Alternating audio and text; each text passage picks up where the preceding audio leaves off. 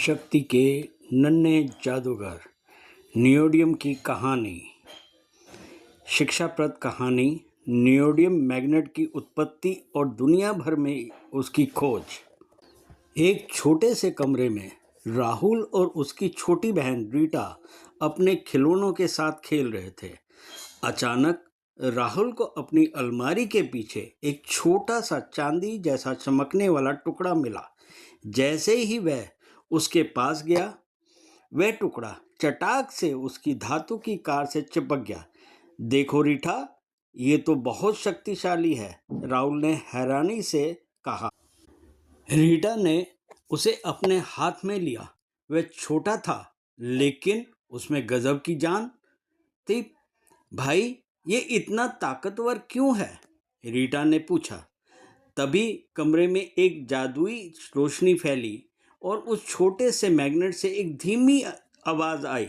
नमस्ते दोस्तों, मैं न्यू हूँ, एक नियोडियम मैग्नेट।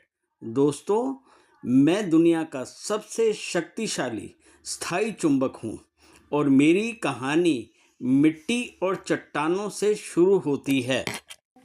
न्यू ने बताया, मैं अकेला नहीं आता। मैं मोनाजाइट और बस्टनेसाइट नाम के खास खनिजों के भीतर छिपा रहता हूँ। ये खनिज मेरे दुनिया के घर हैं। रीटा और राहुल ने अपनी आंखों के सामने उन सुंदर खनिजों की कल्पना की जो धरती की गहराई में चमक रहे थे। मोनाजाइट सुनहरी रेत जैसा दिखता है और बस्टनेसाइट भूरी चट्टानों जैसा। दोस्तों, मेरी यात्रा बहुत लंबी है, न्यू ने आगे कहा। मेरा सबसे बड़ा घर चीन है। वहाँ पहाड़ों के नीचे मेरे लाखों भाई बहन बस्टनेसाइट के रूप में रहते हैं। चीन दुनिया को मेरे जैसे सबसे ज़्यादा दोस्त देता है ताकि लोग शक्तिशाली मशीनें और कंप्यूटर बना सकें। न्यू ने अपनी कहानी को जारी रखा। सिर्फ चीन ही नहीं, अमेरिका की माउंटेन पास खानों में भी पाया जाता हूँ और ऑस्ट्रेलिया के लाल रेगिस्तानों के नीचे भी छिपा रहता हूँ। वहाँ के लोग मुझे खोजने के लिए बड़े बड़े गड्ढे खोदते हैं और सावधानी से बाहर निकालते हैं।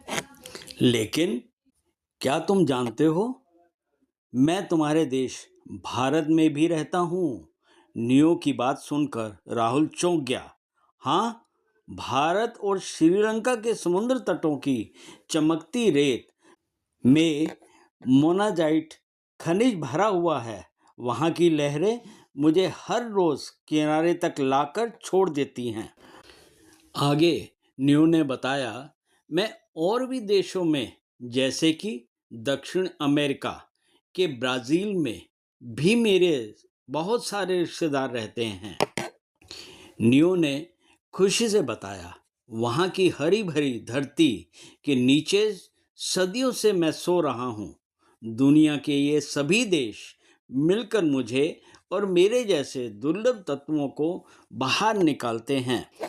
राहुल ने पूछा, लेकिन न्यू, तुम इतने शक्तिशाली कैसे बने? न्यू ने मुस्कुराते हुए कहा, जब वैज्ञानिक मुझे बाहर निकालते हैं तो वो मुझे लोहे और बोरॉन के साथ मिलाते हैं।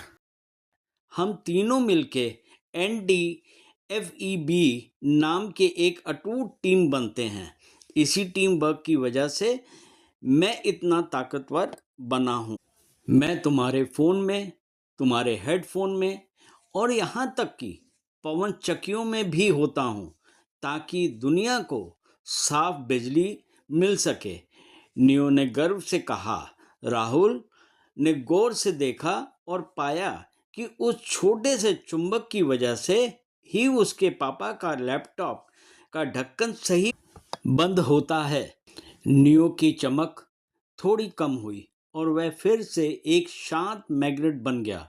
राहुल और रीटा समझ गए थे कि ये छोटा सा टुकड़ा सिर्फ एक खिलौना नहीं, बल्कि पूरी दुनिया की मेहनत और दोस्ती का नतीजा है। शुक्रिया नियो, अब हम जान गए कि पूरी दुनिया एक धागे से कैसे जुड़ी है। चुंबकीय धागे में रीटा ने बड़े प्यार से कहा। धन्यवाद, आप सभी का धन्यवाद इस वीडियो को देखने के लिए। आशा करता हूँ ये वीडियो आपको अच्छी लगी होगी। लाइक करें, सब्सक्राइब करें चैनल को, सो दैट कि आने वाले और एजुकेशनल और मोटिवेशनल वीडियो को आप देख सकें। धन्यवाद।